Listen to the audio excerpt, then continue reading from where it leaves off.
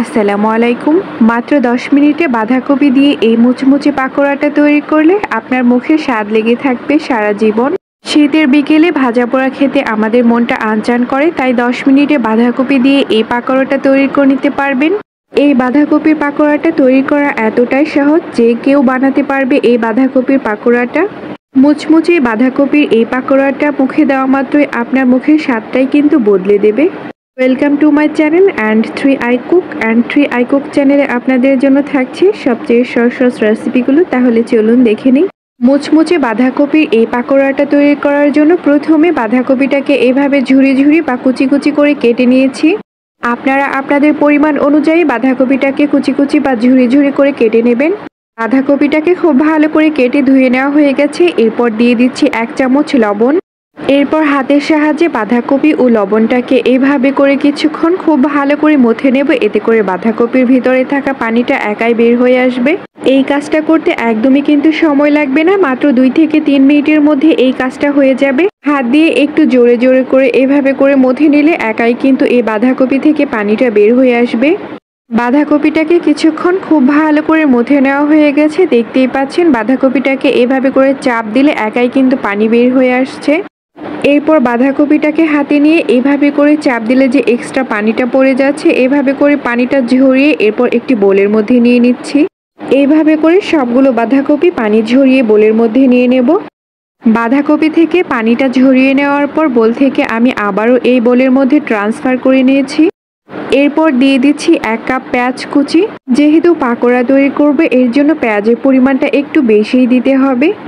এরপর 4টা কাঁচামরিচ কুচি কুচি করে কেটে দিয়ে দিচ্ছি। আপনারা যদি ঝালটা একটু বেশি খান তাহলে কিন্তু কাঁচামরিচের পরিমাণটা বাড়িয়ে দিতে পারেন। এরপর দিয়ে দিচ্ছি ধনেপাতা কুচি, 1 চামচ হলুদের গুঁড়া, 1 চামচ মরিচের গুঁড়া, 1 চামচ ধনিয়ার গুঁড়া ও 1 চামচ জিরার গুঁড়া দিয়ে দিচ্ছি। যেহেতু আমি পাকোড়া তৈরি করব এর জন্য মশলার পরিমাণটা একটু বেশি দিতে হচ্ছে। 1 চামচ লবণ দিয়ে দিচ্ছি। লবণটা আপনারা আপনাদের স্বাদ অনুযায়ী দিয়ে দেবেন। 1/2 কাপ বেসন দিয়ে দিচ্ছি। এরপর 1/2 কাপ চালের গুঁড়া দিয়ে দিচ্ছি। চালের গুঁড়া দেওয়াটার কারণ হচ্ছে এতে করে বাঁধাকপির পাকোড়াটা একদমই মচমচে হবে। এরপর হাত দিয়ে সবগুলো উপকরণ খুব ভালো করে মিশিয়ে নেব। এতে কোনো এক্সট্রা পানি অ্যাড করার কোনো প্রয়োজন নেই। হাত দিয়ে এইভাবে করে মেখে নেওয়ার ফলে দেখতে পারবেন যে আঠালো একটা মিশ্রণ তৈরি হয়ে গেছে। দেখতেই পাচ্ছেন আঠালো একটা মিশ্রণ তৈরি হয়েছে। এই আঠালো মিশ্রণটা দিয়ে বাঁধাকপির পাকোড়ার শেপটা খুব সহজেই দেওয়া যাবে। আমি আপনাদেরকে একটু দেখিয়ে দিচ্ছি। বাঁধাকপির পাকোড়ার শেপটা ঠিক এরকম হবে। আমরা পেঁয়াজু তৈরি করার সময় যেভাবে শেপটা দিই ঠিক সেইভাবে এই বাঁধাকপির পাকোড়ার শেপটা দিয়ে দেব। এরপর বাঁধাকপির পাকোড়াগুলোকে তেলে ভেজে নেওয়ার জন্য চুলায় একটি ফ্রাই প্যান বসিয়ে দিয়েছি। ফ্রাই প্যানটাকে খুব ভালো করে গরম করে নিয়ে এরপর পরিমাণ মতো তেল দিয়ে দিয়েছি।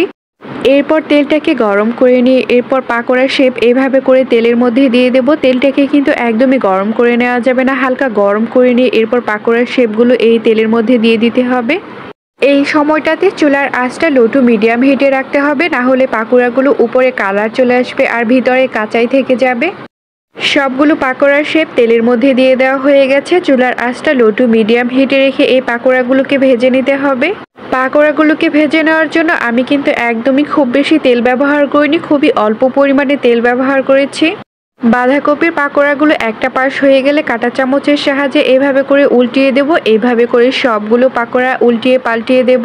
সবগুলো পাকোড়া কিছুক্ষণ পর পর এপাশ ওপাশ করে উল্টিয়ে দিতে হবে। এতে করে 2টা পাশই খুব সুন্দর করে ভেজে নেওয়া হয়ে যাবে। বাঁধাকপির পাকোড়াগুলোকে এপাশ ওপাশ করে উল্টিয়ে পাল্টিয়ে 2টা পাশই কিন্তু খুব সুন্দর একটা কালার করে ভেজে নেওয়া হয়ে গেছে। এখন এই পাকোড়াগুলোকে আমি একটি প্লেটের মধ্যে তুলে নিচ্ছি। বাঁধাকপির পাকোড়াগুলোকে একটু বেশি মচমচে ও টেস্টি করার জন্য একটু বেশি সময় নিয়ে ভেজে নিতে হবে। সবগুলো পাকোড়া আমি প্লেটের মধ্যে তুলে নেব। সবগুলো পাকোড়া প্লেটের মধ্যে তুলে নেওয়া হয়ে গেছে। দেখতেই পাচ্ছেন কতটা লোভনীয় লাগছে এই বাঁধাকপির পাকোড়াটা। বাঁধাকপির এই পাকোড়াটা যে কতটা লোভনীয় হয়েছিল খেতে সেটা বলে বোঝানো যাবে না। আর 10 মিনিটে এই বাঁধাকপির পাকোড়াটা সবচেয়ে বেস্ট লেগেছিল আমার কাছে। আর হ্যাঁ, যদি আমার এই বাঁধাকপির পাকোড়াটা আপনাদের ভালো লাগে তাহলে অবশ্যই লাইক, কমেন্ট এবং শেয়ার করবেন। ইউটিউব থেকে দেখে থাকলে সাবস্ক্রাইব করবেন আর ফেসবুক পেজ থেকে দেখে থাকলে ফলো করবেন। আর আমার এই ভিডিওটি দেখার জন্য আপনাদের সবাইকে অনেক অনেক ধন্যবাদ। আল্লাহ হাফেজ।